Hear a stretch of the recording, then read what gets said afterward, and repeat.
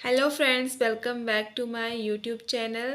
आज का हमारा क्वेश्चन रहता है समावेशी विद्यालय, जो कि बुक का नाम है, उसका हमारा फर्स्ट यूनिट का फर्स्ट टॉपिक है। ठीक है, ये हमारे इंक्लूसिव स्कूल यानी कि समावेशी विद्यालय के यूनिट फर्स्ट का फर्स्ट क्वेश्चन है। Disability concept and nature and types.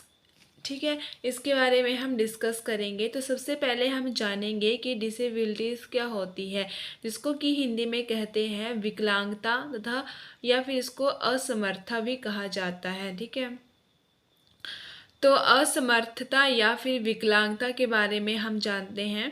तो ये तो आप सब जानते ही होंगे कि विकलांगता क्या होती है। विकलांगता यानी कि किसी भी क्षेत्र में पीछे रहना किसी शारीरिक दोष के कारण। ठीक है, व्यक्ति में अगर किसी तरह का शारीरिक दोष होता है, उस दोष के कारण अगर व्यक्ति किसी फील्ड में पीछे रहता है तो वही विकलांगता कहा जाता है उसी को। ठीक है, तो विकलांगता जो है वो कई तरह की हो सकती है, जैसे कि श्रवण दोष। ठीक है, या फिर आपका देखने में प्रॉब्लम। ठीक है, या फिर आपको बोलने में, सुनने में। ठीक है, इस तरह की जो वो विकलांगता हो सकती है। तो अभी हम इसके मीनिंग के बारे में जानते हैं। एक व्यक्ति जिसमें ऐसा कोई शारीरिक दोष होता है जो उसे सामान्य क्रियाओं में भाग लेने से रोकता है, उसे हम शारीरिक विकलांग बालक कह सकते हैं।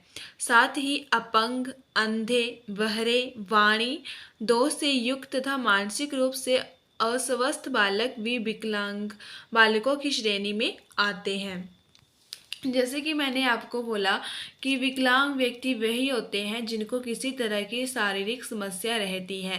वो ज़रूरी नहीं है कि बिल्कुल ही अंधे होंगे। ठीक है, वो थोड़े अगर उनमें थोड़ा सा भी फ़र्क होगा आँखों में, देखने में, ठीक है, नेत्र में रोशनी थोड़ी सी भी कम होगी और उसी के कारण जो है वो कि अपना जो योगदान नहीं दे पा रहे होंगे, तो वही उसकी विकलांगता कहलाएगी। ठीक है, तो साधारण शब्दों में विकलांगता का अर्थ यही है कि सामान्य छात्रों की तरह जो है वो ना होना। ठीक है, यानी कि सामान्य व्यक्तियों की तरह ना होना, अलग होना, यानी कि किसी तरह की शारीरिक समस्या होना ही विकलांगता कहलाती है।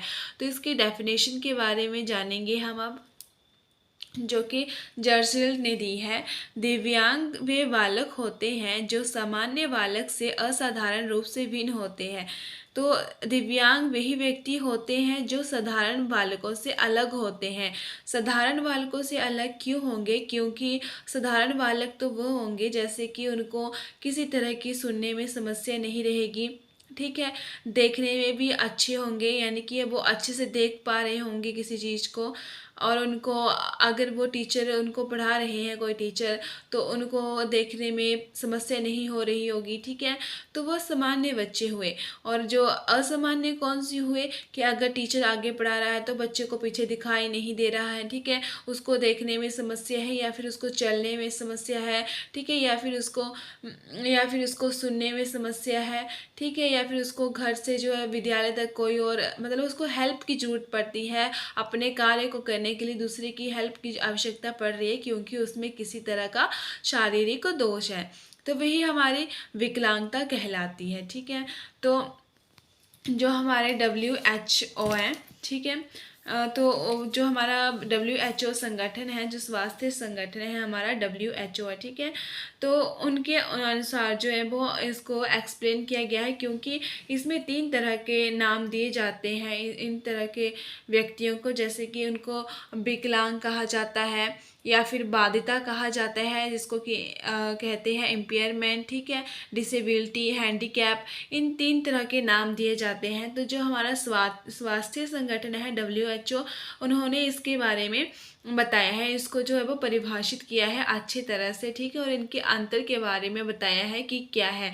तो हम डिसेबिलिटी के बारे में जानने से पहले, यानी कि विकलांगता के बारे में जानने से पहले, हम इन तीनों के बारे में जानेंगे, क्योंकि ये तीनों भी इसी का पार्ट है, यानी कि ये घूम फिर के एक दूसरे से ही रिलेट करते हैं। देखो इसके बारे में हम अभी देखेंगे।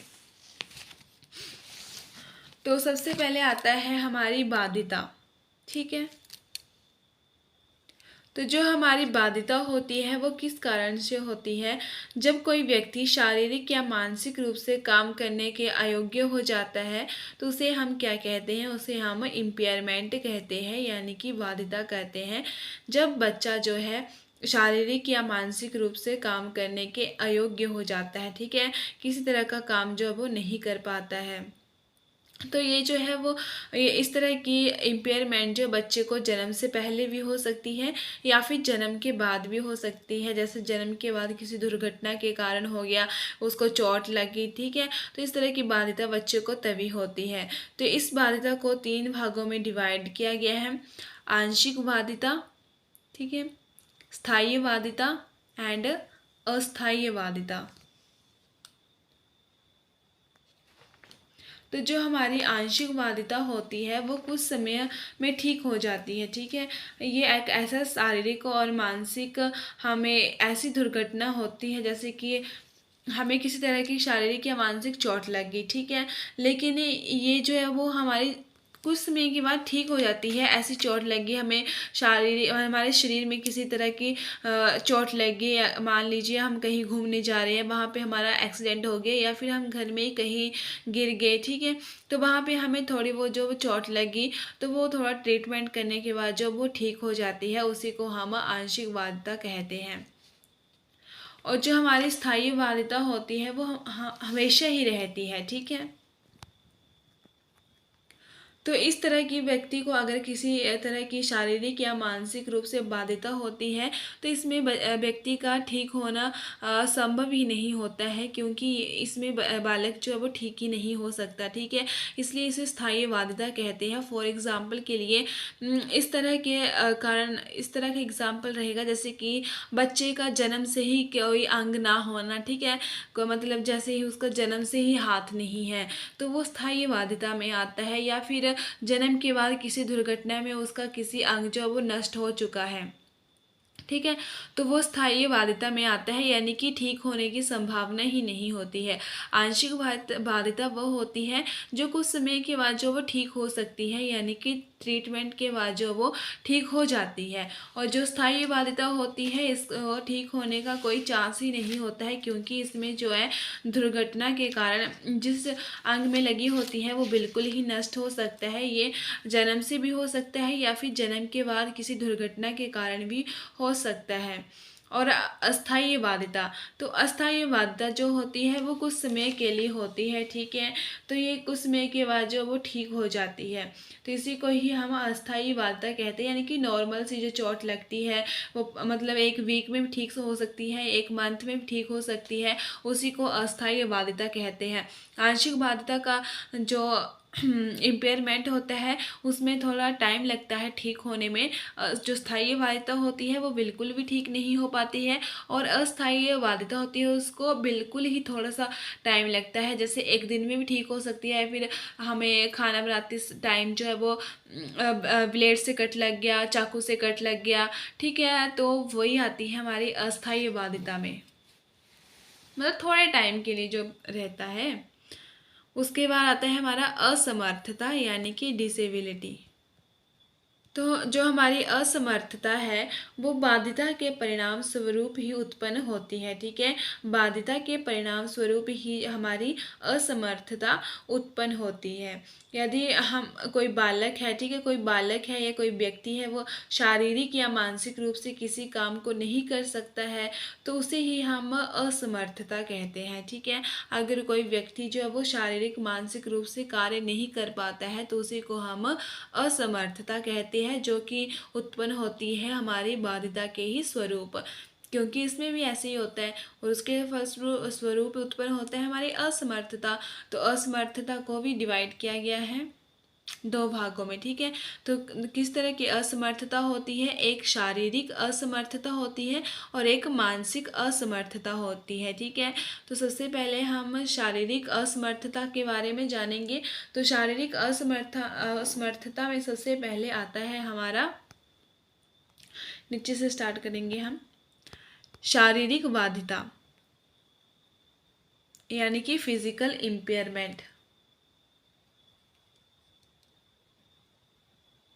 तो शारीरिक बाधिता में आता है कि कुछ बच्चे होते हैं जो कि खुद स्कूल जाने के योग्य नहीं होते हैं, उनको किसी के सहारे की आवश्यकता होती है, ठीक है। जैसे कि एग्जाम्पल के लिए किसी बच्चे को पोलिया है, तो पोलियाग्रस्त बच्चा जो है वो खुद स्कूल नहीं जा सकता है, उसको किसी दूसरे की सहारे की आवश्यकता रहती है, तो वही शारीरिक बाधिता में आती है। यानी कि शारीरिक रूप से किसी दूसरे पर डिपेंड होना, किसी बीमारी के कारण हो सकता है के कारण, ठीक है। तो जैसे कि अगर पीलिया हुआ तो वो बच्चा जो वो अकेले तो स्कूल नहीं आ सकता है, तो उसको शारीरिक रूप से अपने पेरेंट्स के ऊपर ही डिपेंड होना पड़ेगा, तो उसी को ही शारीरिक बाधिता कहते हैं।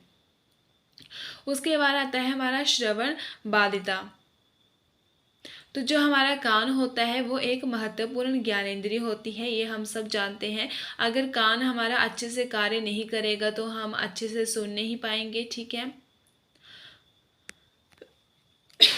तो हमारी आंखें भी हमारे संसार का ज्ञान हमें जो अब संसार का ज्ञान प्राप्त करने में हेल्प करती है, उसके साथ ही हमारे कान जो है वो सुनने में हमें हेल्प करती है कि हमारे आसपास कौन सी घटनाएं घट रही हैं। तो सुनना और देखना जो है वो दोनों ही हमें हेल्प करती है। वाणी भी हमें हेल्प करती है। अगर हम अपने बोल ही नहीं पाएंगे तो हम अपनी बात को दूसरे के सामने कैसे रख पाएंगे, ठीक है। तो श्रवण बाधिता जो होती है वो हमारे ना सुन पाने के कारण होती है। हो सकता है कि हमें थोड़ा कम सुनाई देता हो, ठीक है, हो सकता है हमें बिल्कुल भी ना सुनाई देता हो, तो वही श्रवण बाधिता होती है। उसके बाद वाणी बाधिता यानी कि हमें बोलने में समस्या होती है, ठीक है। या तो हम रुक रुक के बोलते हैं, या फिर हम हकलाते हैं, या फिर हम शब्दों का उच्चारण ही गलत करते हैं, या फिर हम बोल ही नहीं पाते हैं। तो यही वाणी बाधिता होती है। उसके बाद दृष्टि बाधित है, यानी कि हमें देखने में समस्या रहती है, हमें नहीं अच्छे से नहीं दिखाई दे पाता है हमें, या फिर नज़दीक की चीज़ें नहीं दिखाई देती हैं, या फिर दूर की नहीं, या फिर हमें बिल्कुल ही नहीं दिखाई देता है। तो वो हमारा किस में आता है, शारीरिक असमर्थता में आता है। तो ये थे हमारे शारीरिक असमर्थता के कुछ एग्जाम्पल, टाइप्स, ठीक है, जिसको कि आप टाइप्स कह सकते हो। उसके बाद आते हैं हमारे मानसिक असमर्थता। तो मानसिक असमर्थता को भी दो भागों में डिवाइड किया गया है। सबसे पहले अधिगम असमर्थता और दूसरा मन बुद्धि।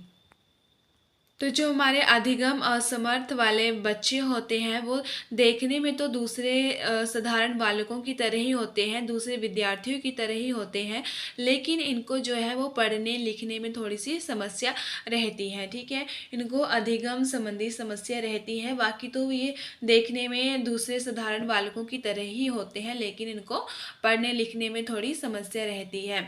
दूसरा आता है हमारा मन बुद्धि। तो इस श्रेणी में भी बालक आते हैं जिनकी जो बुद्धि लब्धि होती है वो सामान्य बालकों से बिल्कुल कम होती है, ठीक है। यानी कि उनकी बुद्धि लब्धि 90 से कम होती है, और जो दूसरे बालक होते हैं उनकी 90 से, जो साधारण होते हैं उनकी 90 से ऊपर ही होती है, लेकिन इन बालकों की जो बुद्धि लब्धि होती है वो 90 से कम होती है। और इन बालकों को जो है वो मानसिक विकलांग या फिर मानसिक चुनौती भी कहते हैं, ठीक है। मानसिक चुनौती वाले बालक भी कहते हैं, या फिर इनको मानसिक विकलांग भी कहा जाता है। जो मानसिक रूप से विकलांग होते हैं उनको मानसिक विकलांग भी कहा जाता है। तो ये थे हमारे 3 तरह के टाइप्स, ठीक है। बाधिता, असमर्थता एंड दिव्यांगता, जिसको कि हमारे स्वास्थ्य संगठन ने WHO ने परिभाषित किया है, ठीक है। इनके बारे में अंतर बताया है कि क्या इनका डिफरेंस है, ठीक है। इसके बाद हम अभी हमारा जो था मेन डिसेबिलिटी उसके बारे में हम जानेंगे। तो जो हमारी विकलांगता होती है वो दो तरह से रहती है, ठीक है। विकलांगता का कारण जो है वो मुख्य दो प्रकार का होता है। एक होती है हमारी आनुवांशिक विकलांगता और दूसरी होती है हमारी वातावरण या पर्यावरण के कारण जो हमें विकलांग हो जाते हैं व्यक्ति, ठीक है। तो वो दूसरे में आते हैं। तो आनुवांशिक विकलांगता में आता है कि जो बच्चे हैं वो उनमें जेनेटिक ही प्रॉब्लम रहती है, यानी कि उनके बुजुर्ग, ठीक है, तो उनके बुजुर्ग में अगर देखने की समस्या है, उन सबको आंखों में प्रॉब्लम है, तो उनके बच्चे हैं या फिर उनके नेक्स्ट जनरेशन है, उनको भी ऐसी समस्या का सामना करना पड़ सकता है। या फिर उनके पेरेंट्स या फिर उनके दादा या दादी को किसी तरह का कोई प्रॉब्लम रहेगी, यानी कि उनको पीलिया है, तो हो सकता है कि उनके आगे बच्चों के बच्चों को भी पीलिया हो जाए, ठीक है। तो ये जो वो एक जेनेटिक समस्या भी हो सकती है विकलांगता, जो अब जरूरी नहीं है कि दुर्घटना के कारण ही हो, वो एक जन्म से भी हो सकती है, ठीक है, यानी कि आनुवांशिक रूप से भी हो सकती है, ठीक है। तो उसके बाद आता है हमारा वातावरण या फिर पर्यावरण। तो बच्चों का जन्म होने के बाद वो अपने पर एनवायरनमेंट में ही में आते हैं, यानी कि घुलते मिलते हैं। तो अगर उनको उनका अच्छे से विकास नहीं हो पाता है तो उनमें विकलांगता रह जाती है। हो सकता है कि अगर वो मतलब अगर उनका कहीं एक्सीडेंट हो गया है, ठीक है, एक्सीडेंट के कारण उनके शरीर का कोई अंग क्षतिग्रस्त हो गया है, तो कारण क्या रहा, वो इन्वायरमेंट ही रहा या फिर कोई दुर्घटना रही, ठीक है। तो वही कारण आते हैं विकलांगता के, ये दो कारण रहते हैं, आनुवांशिकता एंड वातावरण या फिर पर्यावरण। या फिर वातावरण पर्यावरण का प्रभाव इस तरह से भी पड़ सकता है कि उस बच्चे को जो हमारा सोशल इन्वायरमेंट है, जो हमारा आसपास का इन्वायरमेंट है, यानी कि जो पड़ोस है, ठीक है, जो है, ठीक है, तो वो उस बच्चे से अच्छे से बात नहीं करते हैं या फिर उसको अच्छे से ट्रीट नहीं करें, तो वो बच्चे को उसका स्ट्रेस हो सकता है, जिससे उसके दिमाग में किसी तरह का असर पड़ सकता है। तो इससे भी बच्चा जो है वो विकलांग हो सकता है, क्योंकि उसकी मानसिक शक्ति जो है वो खराब हो जाती है। इससे अगर वो स्ट्रेस में रहेगा बच्चा, क्योंकि उसके आसपास के लोग उससे अच्छे से व्यवहार नहीं करेंगे, तो बच्चा स्ट्रेस में जाएगा, जिससे वो विकलांगता का शिकार जो वो हो सकता है। उसके बाद हमारे आते हैं टाइप्स ऑफ डिसेबिलिटी, यानी कि विकलांगता के क्या प्रकार होते हैं। तो ये क्वेश्चन जो बहुत ही लेंथी है, ठीक है, तो आप इसमें सारे टाइप्स को एक डायग्राम के थ्रू बनाकर इसको आप चाहो तो सिर्फ एक दो पॉइंट ही एक्सप्लेन कर सकते हो अच्छे से, ठीक है, क्योंकि इतना आपके पास टाइम तो रहता नहीं है कि आप सारे पॉइंट्स को एक्सप्लेन करने लगो। तो आप एक दो पॉइंट्स को भी एक्सप्लेन कर सकते हो, ठीक है, डायग्राम बनाकर। तो सबसे पहला टाइप आता है हमारा श्रवण वादिता, ठीक है, यानी कि आपको सुनने में समस्या रहती है। उसके बाद आता है चाक्षुष बाधिता, यानी कि विजुअल, ठीक है। उसके बाद आती है हमारी वाणी दोष, अस्थि बाधिता, ठीक है, अधिगम लर्निंग, यानी कि जिसको लर्निंग कहते हैं, बहुवादिता। उसके बाद आता है हमारा बौद्धिक क्षमता एंड नेक्स्ट इज हमारा आत्म केंद्रिता। तो ये हमारे बाधिता के प्रकार आ जाते हैं।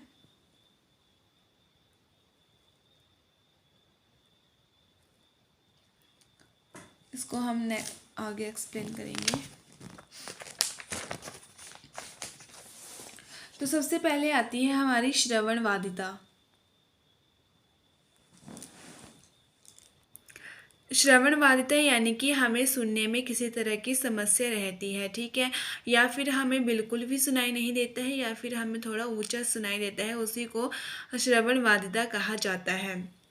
इसका पता जो है वो हम एक टीचर जो किस तरह से लगा सकता है उसके बारे में बताया गया है कि एक अध्यापक जो है वो कैसे इसकी पहचान जो है वो कर सकता है।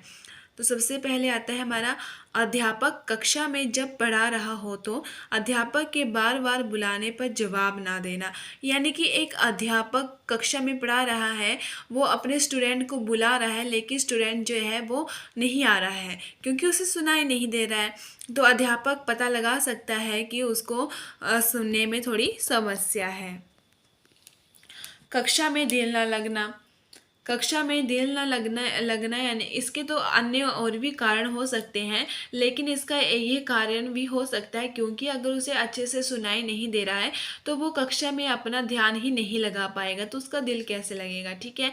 कक्षा में बालक के कान में आवाज़ सुनने के यंत्र का प्रयोग करता, यानी कि कक्षा में बालक कान में आवाज़ सुनने के यंत्र का प्रयोग करता हो। ठीक है। हो सकता है वो अगर बाकी अपने जो फ्रेंड्स हैं उनसे शर्माता हो और वो छुपके से उसके यंत्र को लगाता हो और ऐसे नहीं लगाता हो तो पता नहीं लग पाता है। ठीक है। क्योंकि वो क्लास में तभी लगाएगा जब बच्चे उसके जो दूसरे फ्रेंड्स होंगे या क्लासमेट्स होंगे उसकी तरफ नहीं देख रहे होंगे, क्योंकि उस बच्चे को क्या पता शर्म आ रही है उसको लगाने से। ठीक है। तो वो टीचर्स कैसे पता लगाएगा। तो अगर टीचर को ऐसा लगता है कि वो बालक ऐसे किसी यंत्र का प्रयोग कर रहा है तो इससे उसकी पहचान हो जाती है। बार बार कान के अंदर उंगली या दूसरी वस्तु को डालना। ठीक है। या फिर वो बार बार उंगली डाल रहा है या फिर किसी दूसरी वस्तु को डाल रहा है तो इससे भी टीचर जो है वो उसको ऑब्जर्व कर सकती है। कान में लगातार तरल पदार्थ का बहना। ऐसे तो आपने अक्सर देखा होगा, अपने फ्रेंड्स के साथ आप बैठते हो तो देखा होगा कि आपके फ्रेंड के कान से भी कोई तरल पदार्थ निकलता है या फिर क्या। ठीक है। तो आप उससे पता लगा सकते हो कि आपको आपके फ्रेंड को किसी तरह की समस्या है सुनने में। कक्षा में पढ़ते समय अध्यापक को बार बार टोकता है। ठीक है। क्योंकि उसे सुनाई नहीं दे रहा है। अगर टॉपिक को टीचर कोई पढ़ा रहा है तो वो अपने टीचर को बार बार रोक के पूछेगा उस टॉपिक के बारे में। ठीक है। अध्यापक की तरफ पूरा ध्यान न देना। ठीक है। तो जब वो अध्यापक की तरफ पूरा ध्यान नहीं देता तो इससे भी वो उसको पहचान सकते हैं। यानी कि टीचर अगर बच्चे को ऑब्जर्व करता है इन चीज़ों से तो वो अच्छे बिल्कुल इजी वे में वो पहचान सकता है कि उसके स्टूडेंट को सुनने में समस्या है। ठीक है। इसमें टीचर की महत्वपूर्ण भूमिका जो वो रहती है। इसकी विशेषताएं,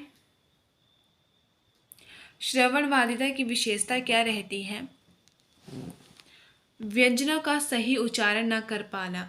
तो अगर किसी बच्चे को श्रवण दोष होता है तो वो व्यंजनों का सही उच्चारण नहीं कर पाता है क्योंकि उसे उसे सुनाई ही नहीं देते हैं कि बाकी बच्चे उस चीज़ को कैसे पढ़ रहे हैं। ठीक है। तो वो उसी कारण से व्यंजनों का सही उच्चारण जो है वो नहीं कर पाता है। शब्दकोश की कमी होना तो नेचुरली है, क्योंकि हम खुद पढ़ने से अधिक जो है वो दूसरों के सुनने से सीखते हैं। ठीक है। अगर दूसरा कोई बोल रहा है तो उस चीज़ को हम जल्दी से कैच कर लेते हैं। तो वही ना कि शब्दकोश में कमी होगी क्योंकि उसको जो वो सुनने में समस्या है। अगर सुनने में समस्या है तो वो बहुत सारी चीज़ों से जो है वो दूर ही रहेगा क्योंकि उसको सुनाई नहीं देगी कोई चीज़, तो वो उसको सीखेगा कैसे, खुद वो कितना पढ़ेगा। ठीक है। तो खुद कई बार होता है कि खुद जो चीज़ पढ़ी होती है वो याद नहीं रहती है और दूसरे से सुनी चीज़ जो है वो हमें याद रह जाती है, तो उसके शब्दकोश में भी वो कमी रहती है। ये भी इसकी विशेषता है। शब्दों का बार बार उच्चारण करना, यानी कि वो जोड़ जोड़ के पढ़ रहा है। ठीक है। बार बार उच्चारण कर रहा है तो ये भी इसकी विशेषता रहती है। अधूरी जानकारी तो हो सकता है कि बालक को किसी शब्द के बारे में पता है। ठीक है। लेकिन उसको अधूरी जानकारी ही उसकी होगी क्योंकि जो है वो पूरी उसको अगर टीचर पढ़ा रहा है उसको धीरे सुनाई दे रहा है तो वो उसको आधी बातें सुनाई देगी, आधी नहीं सुनाई देगी, जिस कारण जो है उसका नॉलेज जो है वो अधूरा ही रह जाएगा। भाषा का कम ज्ञान तो भाषा का भी उसको कम ज्ञान होता है क्योंकि वो ज़्यादातर लोगों से इंटरेक्ट नहीं कर पाता है क्योंकि उसको सुनाई नहीं देगा। ठीक है। अगर विद्यार्थी को सुनाई नहीं देगा तो वो अपने फ्रेंड से अधिक बात नहीं करेगा, सबसे दूर दूर रहेगा, अलग रहेगा, अकेला रहेगा, तो वो भाषा का भी उसको जो है वो कम ज्ञान रहेगा। व्यक्तित्व पर प्रभाव, इससे जो है वो बालक के व्यक्तित्व पर प्रभाव पड़ता है, क्योंकि वो खुद को अकेला महसूस करता है, खुद को कमज़ोर महसूस करेगा, ठीक है। तो इससे जो है वो उसके व्यक्तित्व पर भी बुरा प्रभाव पड़ता है। कक्षा में ध्यान ना देना, तो अगर बालक जो है अब उसको सुनाई नहीं दे रहा है, तो उसका नेचुरली है कि उसका ध्यान जो है वो कक्षा में नहीं लग पाएगा। उसके बाद आता है ऊंची आवाज़ में पढ़ना या बोलना। अगर वो ऐसे, तो वो बिल्कुल ही कम बोलेगा, क्योंकि उसको सुनाई नहीं दे रहा होगा कि बाकी क्या बोल रहे हैं, तो उसका रिस्पॉन्स जो है वो नहीं करता होगा, ज़्यादातर वो इशारों का ही प्रयोग करेगा, ठीक है। तो इससे जो है वो अपने स्टूडेंट को आप पहचान सकते हो। तो अगर वो कभी कभार बोलता भी है, तो वो हमेशा जब भी बोलेगा तो वो ऊंची ही आवाज़ का प्रयोग करेगा, या फिर आप उसको पढ़ने के लिए कुछ टॉपिक दोगे तो वो जोर जोर से पढ़ेगा, ठीक है, जिससे कि आप पता लगा सकते हो। और ये इसकी विशेषता रहती है। बालकों के मानसिक स्तर पर प्रभाव, तो उसके जो वो मानसिक स्तर पर भी प्रभाव पड़ता है, क्योंकि वो हो सकता है कि वो स्ट्रेस में चल जाए, क्योंकि एक कक्षा में तो आपको पता है कि वो फ्रेंड्स होते हैं, फ्रेंड्स हो सकता है उसके साथ बात ना करे, क्योंकि वो सबसे अलग होता है, उसको सुनाई नहीं दे रहा है, ठीक है। तो उसमें किसी तरह की समस्या है, जिस कारण जो है वो उसके फ्रेंड्स जो से बात नहीं करें, ठीक है। तो इससे उसको स्ट्रेस हो सकता है, मानसिक स्तर जो है वो पर जो है वो उसको प्रभाव पड़ सकता है। तो इसकी विशेषता आई। उसके बाद आते हैं हमारे टाइप्स। श्रवण दोष जो है वो दो तरह का होता है, एक पूर्ण रूप से बहरे, ठीक है, और एक आंशिक बहरे। पूर्ण रूप से बहरे वो होते हैं जो उनको बिल्कुल ही सुनाई नहीं देता है, यानी कि उनका इलाज करने के बाद भी उनको सुनाई नहीं देगा। पूर्ण रूप से बहरे होने का कारण एक हो सकता है उनकी आनुवंशिकता, ठीक है, हो सकता है उनकी फैमिली में कोई ऐसा रहा होगा, ठीक है। तो उसके कारण भी बच्चा जो वो जन्म के बाद ही वो जन्म के साथ ही वो उसको सुनाई ना देता होगा, ठीक है, ये कारण उसका हो सकता है। उसके बाद आता है आंशिक बहरे। आंशिक बहरे यानी कि थोड़ा मतलब उनको थोड़ा बहुत जो है वो सुनाई देता होगा, ठीक है, वही आंशिक बहरे होते हैं। मतलब अगर उनको कोई यंत्र दिया जाएगा तो उसके थ्रू जो वो बच्चे सुन सकता है।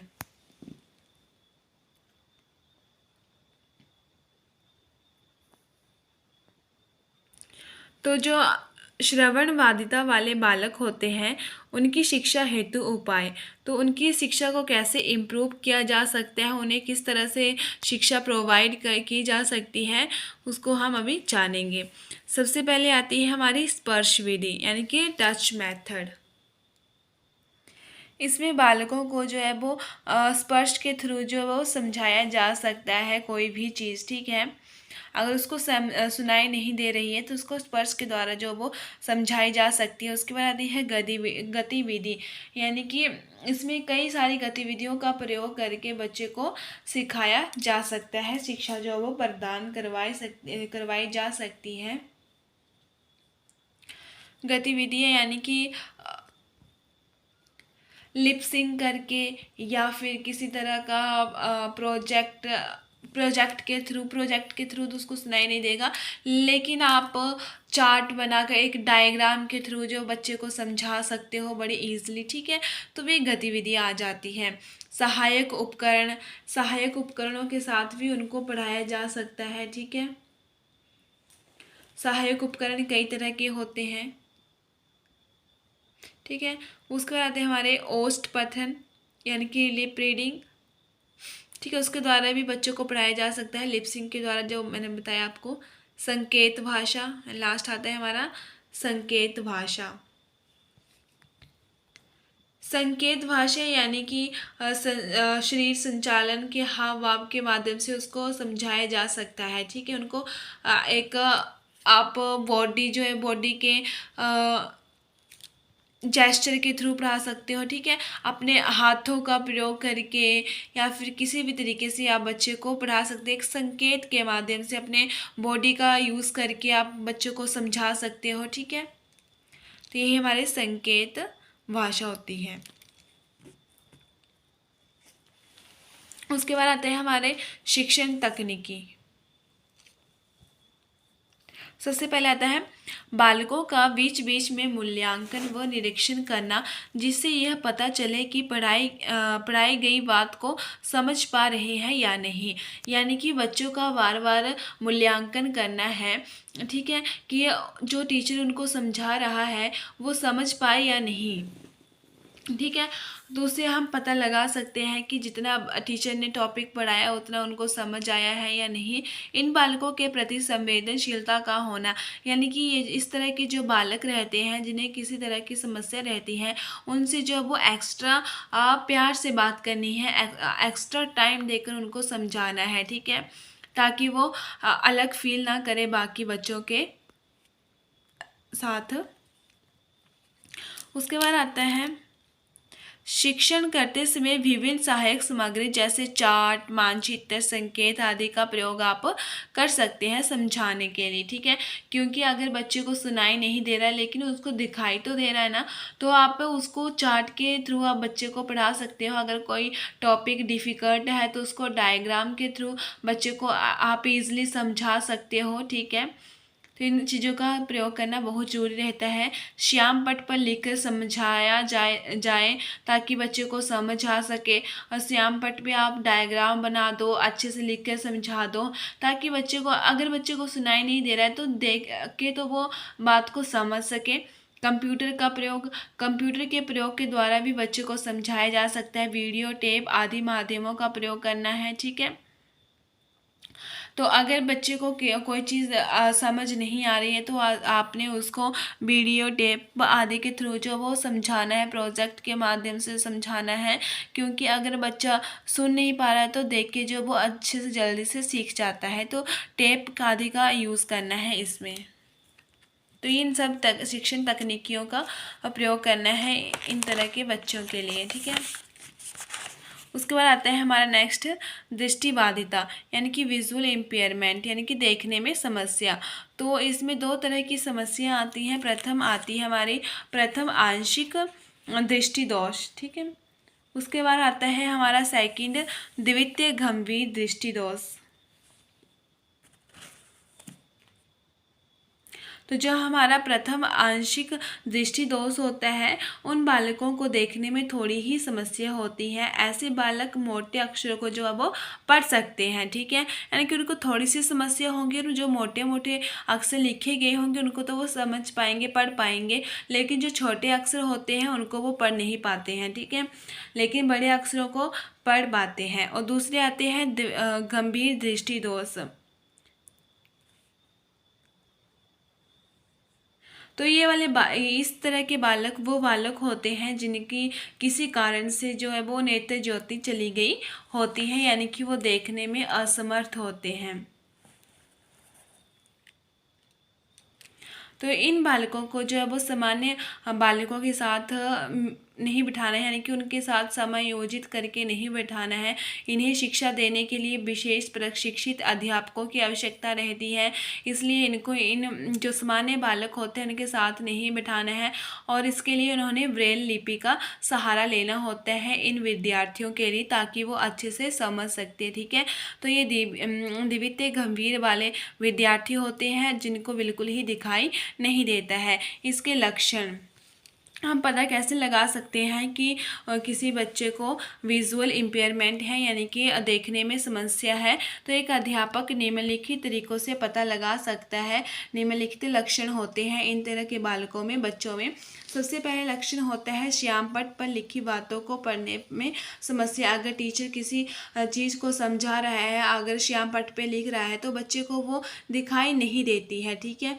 तो इससे अध्यापक जो वो पता लगा सकता है। कॉपी पर उतारने में समस्या, तो वो बालक को अगर दिखाई नहीं दे रहा होगा तो वो कॉपी पर भी नहीं उतार पाएगा। एक वस्तु को के दो दो दिखाई देना, ठीक है। टकराते हुए चलना, अच्छे से नहीं चलना, वो टकराते हुए जब चलता है जिससे पता लगा सकता है। पुस्तक और अन्य चीज़ों को आँखों के नज़दीक लाकर देखना, ठीक है। जल्दी जल्दी पलकें झपकना, आँखों सॉरी आँखों को मलना, ठीक है। अगर कोई बच्चा आँखों को बार बार मलता है तो इससे भी पता लगाया जा सकता है। पानी आना, यानी कि आँखों में पानी आना, इससे भी पता लगाया जा सकता है। कीचड़ निकलना, अगर किसी स्टूडेंट के आंखों में बार बार अधिक से मतलब ज़्यादा जितना निकलता है उससे अधिक निकलता है, तो उससे पता लगाया जा सकता है कि इस बच्चे को आंखों में कोई समस्या है, तो इसको बच्चे को डॉक्टर के पास जाने की राह दी जा सकती है। ठीक है। आंखें लाल होना, धुंधला दिखाई देना, ठीक है, आंखें आवश्यकता से बड़ी होना या छोटी होना, तो इन सब चीज़ों से जो बच्चों की कमियों को देखा जा सकता है कि उसको दृष्टि दोष है। ठीक है। उसकी पहचान कैसे की जा सकती है, तो लक्षण थे कि किन लक्षणों से हम देख सकते हैं। उसके बाद है पहचान, तो उसका व्यवहार, तो उस अगर किसी को दृष्टि दोष होता है तो उस बालक का व्यवहार जो है वो सामान्य बालकों से बिल्कुल ही अलग होगा। वो चलने में भी उसको समस्या रहेगी। ठीक है। जैसे कि मैंने पहले बताया कि वो टकरा कर चलेगा, लिखने में समस्या होगी। ठीक है। और उसका बिहेवियर भी दूसरे बालकों से अलग होगा। शारीरिक चिन्ह यानी कि एक अध्यापक को ऐसा लगता है कि बच्चे की आंखें जो वो लाल हो गई हैं, या फिर बच्चे की आंखों में पानी निकल रहा है, तो उस टीचर्स को जो है वो तुरंत ही मतलब उसके पेरेंट्स को इन्फॉर्म करना होता है। ठीक है। लगातार कक्षा निरीक्षण,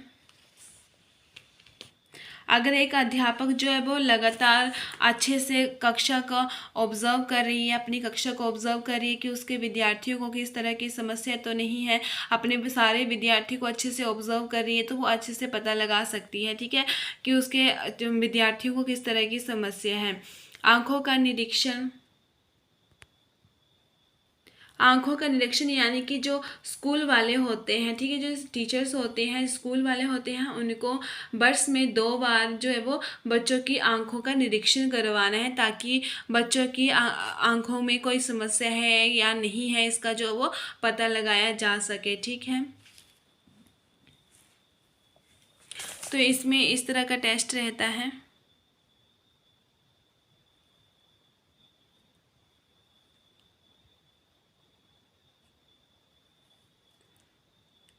उनकी आंखों की समस्या को जो वो चेक किया जाता है। उसके बाद आती है समस्याएं।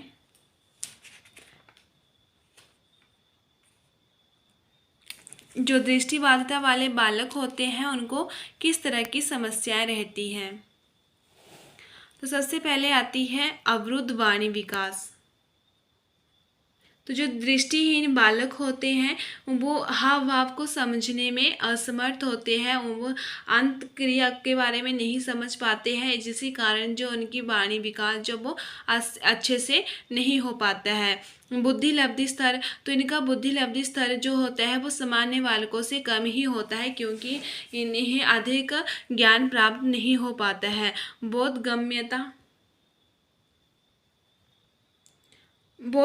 यानी कि जो ये बालक होते हैं, दृष्टिबाधिता वाले बालक होते हैं, उनमें तथ्यों सूचनाओं का बोध करने की गति जो है वो बिल्कुल ही कम होती है, यानी कि मंद ही होती है। उसके बाद होता है हमारा शैक्षिक मंदता। ठीक है। तो इन बालकों में शैक्षिक मंदता भी रहती है, क्योंकि बच्चे को जो है वो अच्छे से दिखाई नहीं दे रहा होता है, तो वो चीज़ें जो वो नहीं सीख पाता है। ठीक है, जिस कारण उनमें शैक्षिक मंदता रहती है। उसके बाद आता है समायोजन की समस्या। तो इन बच्चों को जब दूसरे बच्चों के साथ समायोजन करने की भी समस्या रहती है, क्योंकि बाकी स्टूडेंट जो वो इनके साथ अच्छे से व्यवहार नहीं कर पाते हैं। इसके लिए इनको चाहिए कि अलग से विद्यालय की स्थापना की जाए तथा एक प्रशिक्षित अध्यापकों का निर्माण किया जाए। प्रत्यक्षीकरण संबंधी दोष, इसमें जो है वो विद्यार्थी का प्रत्यक्षीकरण नहीं हो पाता है, क्योंकि वह विद्यार्थी में दृष्टिबाधिता रहती है, जिस कारण जो है वो विद्यार्थी का प्रत्यक्षीकरण नहीं हो पाता है। वे वस्तु को स्पर्श और सुनने का प्रयास करते हैं, क्योंकि उनको दिखाई नहीं देगा तो सिर्फ वो स्पर्श करने की कोशिश करेंगे चीज़ों को, और सुनने का ही प्रयास करेंगे, जिससे जो है वो उनकी दृष्टिबाधिता के कारण जो उनका प्रत्यक्षीकरण जो है वो नहीं हो पाता है। ठीक है। बौद्धिक विकास, तो इसी कारण जो है वो नहीं, बच्चों का बौद्धिक विकास भी नहीं हो पाएगा, क्योंकि वो चीज़ों को अच्छे से देख नहीं पा रहा है, उनको ऑब्जर्व नहीं कर पा रहा है, केवल सुन ही पा रहा है, महसूस कर रहा है, स्पर्श कर रहा है, तो उसका उससे जो उसका बौद्धिक विकास नहीं हो पाता है। तो इसलिए दृष्टि दोष और जो श्रवण दोष होता है वो बच्चे के बौद्धिक विकास में बहुत ही इफ़ेक्ट करता है।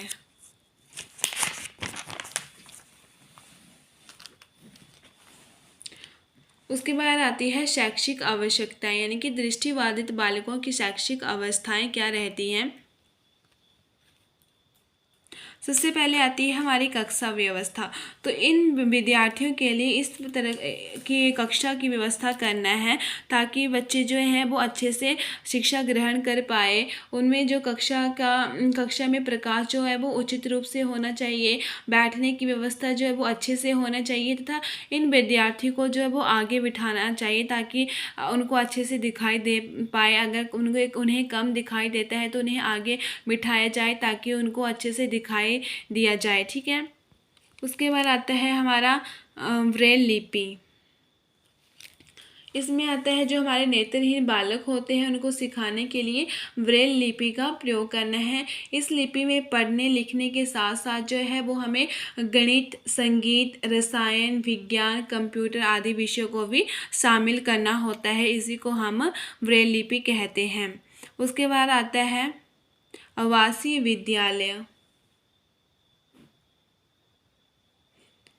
तो आवासीय विद्यालय यानी कि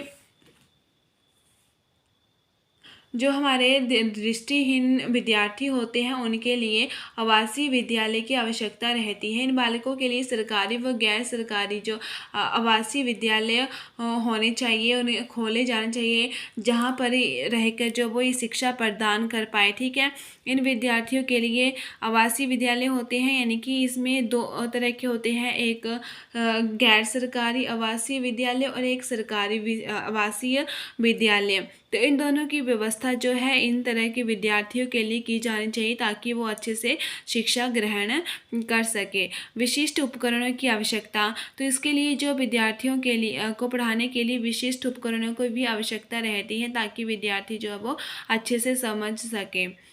ठीक है। तो जिन बच्चों को दिखाई नहीं देता है वो स्पर्श के माध्यम से ही चीज़ों को समझते हैं तथा अपने हाथ स्पर्श के साथ साथ वो सुनकर ही चीज़ों को समझते हैं। आगे आता है हमारा पाठ्य सहगामी गतिविधियाँ।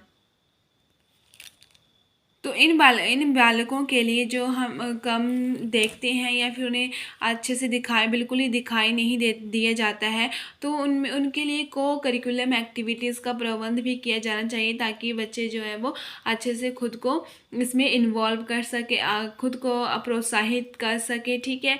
तो उसके लिए को करिकुलम एक्टिविटी का होना बहुत ही ज़रूरी है। तो इसमें भाषण, कला, वाद विवाद, कविता पाठ आदि प्रतियोगिता का बंदोबस्त किया जा सकता है। संगीत हो गया, डांस हो गया। ठीक है। इन तरह की एक्टिविटी का बंदोबस्त किया जा सकता है। तो इन विद्यार्थियों को साथ साथ प्रोत्साहित भी करना है इन क्रियाओं में भाग लेने के लिए। ठीक है।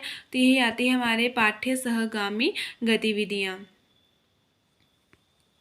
उसके बाद आता है हमारा विशिष्ट उपकरण हो गया समावेशन। ठीक है। समावेशन यानी कि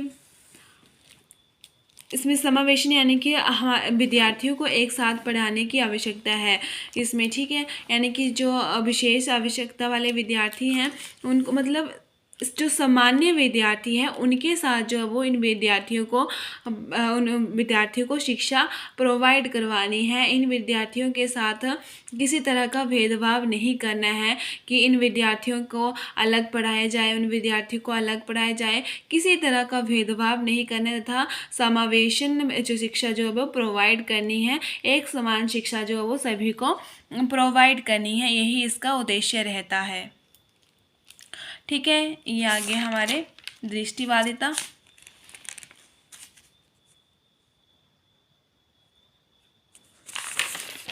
एंड ये आगे हमारी श्रवण दोष।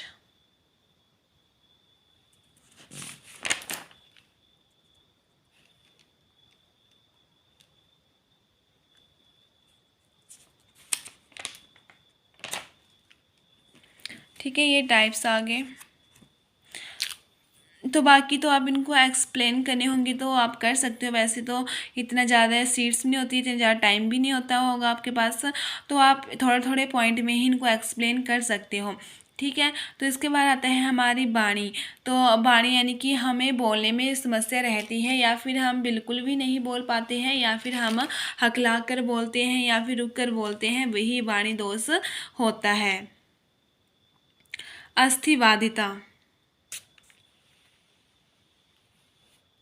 यानी कि जो हमारी अस्थियां होती हैं वो सही रूप से कार्य नहीं कर पाती है, या जैसे कि हमें टांग में लग गई हो या फिर बाजू में लग गई हो, जिस कारण से हमारा हाथ जो है वो अच्छे से कार्य नहीं कर पा रहा है, या फिर हमारे पैर में लग गई है जिस कारण जो हमारा पाँव हमें चलने में समस्या हो रही है। ठीक है, तो यही अस्थिवादिता आती है। अधिगम लर्निंग, ठीक है, तो अधिगम लर्निंग यानी कि हमें सीखने में किसी तरह की समस्या रहती है। ठीक है, तो इसमें 3 तरह के समस्या आती है हमें। तो इसमें 3 तरह के आप लर्निंग इफ़ेक्ट देख सकते हो कि किस तरह का प्रभाव पड़ता है। तो सबसे पहले आता है हमारा डिसलेक्सिया, यानी कि ये जो है वो जीन्स पर डिपेंड होता है। अगर आपके परिवार में, हमारे परिवार में, मतलब एक विद्यार्थी के परिवार में किसी तरह का डिसलेक्सिया रहा होगा तो वो उसकी अधिक संभावना हो जाती है कि उसके आगे वंश को वो बीमारी होगी। ठीक है, उसके बाद आता है डिस्ग्राफिया, यानी कि उस बच्चे को जो वो पढ़ने लिखने बोलने की समस्या रहती है। ठीक है, उसकी क्षमता को प्रभावित करता है डिसलेक्सिया। ठीक है, डिस्ग्राफिया, सॉरी। उसके बाद आता है फेसिया। ठीक है, इसमें क्या होता है कि इसमें भी बच्चे को बोलने लिखने की समस्या जो वो रहती है, और ये एक ब्रेन डिसऑर्डर होता है। ठीक है, और जो हमारे लर्निंग अधिगम वाले विद्यार्थी हैं उनकी संख्या सबसे अधिक कहाँ है? अमेरिका में अक्षर बालकों में अधिगम असमर्थी बालकों की संख्या जो सबसे अधिक देखने को हमें मिलती है। बहुवादिता यानी कि उसमें बहुत सारी समस्या रहती होगी, उसमें सुनने में भी, बोलने में भी और देखने में भी समस्या होगी, तो वो मल्टी में आ जाती है। ठीक है, मल्टीपल में आ जाती है, बहुवादिता में आती है। बौद्धिक क्षमता यानी कि उसके दिमाग में किसी तरह की समस्या होगी, वो अच्छे से समझ नहीं पा रहा हो किसी चीज़ में। ठीक है, तो वो बौद्धिक क्षमता में आती है। आत्म केंद्रिता यानी कि उसको वो एक चीज़ को बार बार दोहराता है। ठीक है, वही उसकी आत्म केंद्रिता होती है। ठीक है, एक चीज़ को बार बार दोहराना, दूसरों को देख के डर जाना। ठीक है, बाकी आप देख सकते हो ये सारे टाइप्स आगे।